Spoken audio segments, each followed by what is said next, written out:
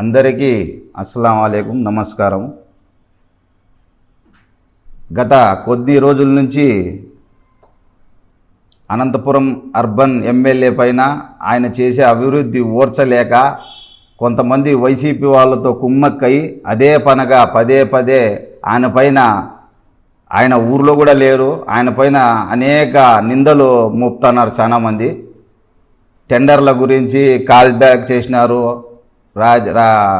ప్రస్తుతం ఉండే గవర్నమెంట్ అని చెప్పి చెప్తున్నారు. నేను అడుగుతా ఉండేది ఒకటే మాట, టెండర్లు అది ఆఫీసర్లు బాక్స్ రకంగా అది ఆన్లైన్లో దాంట్లో చేసుకుంటారు, దానికి ఎవరికి ఏం అర్థం కాదు. ఎవరు చేసుకుంటే వాళ్ళకు వస్తుంది. అది కాల్ బ్యాక్ చేసినారంటే ఏమన్నా కొద్ది మంది వచ్చింటారు, అనేక మంది రాలేదు, అందువల్ల ఏమన్నా కాల్ బ్యాక్ చేసింటారు వాళ్ళు. దానికి మా ఎమ్మెల్యేకి ఏం సంబంధము?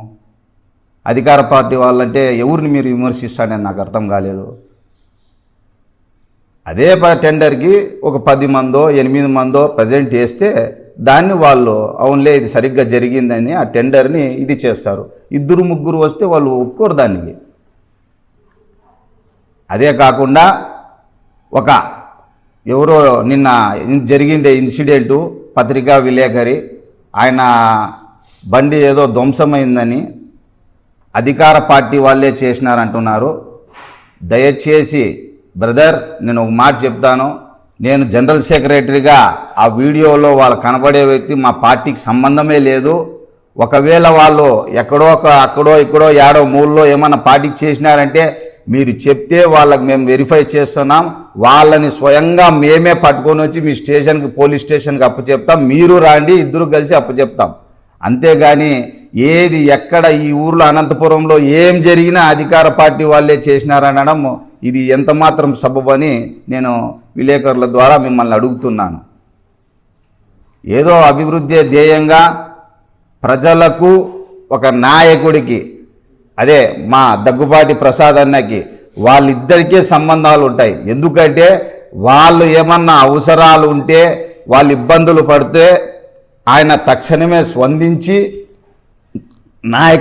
నాయకుల్ని అక్కడ పంపించి తక్షణమే వాళ్ళ ఏమన్నా ఇబ్బందులు ఉంటే ఆన్ ది స్పాట్ తీర్చే వ్యక్తి మా ఎమ్మెల్యే దగ్గుబాటి ప్రసాద్ గారు.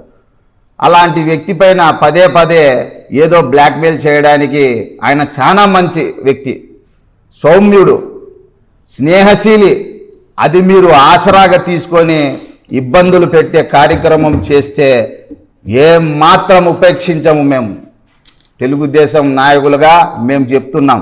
ఎందుకంటే ప్రజలు ప్రేమ అభిమానంతో ఆయన అనంతపురానికి ఏదో చేస్తాడని చెప్పి ఓట్లేసి గెలిపించినాడు.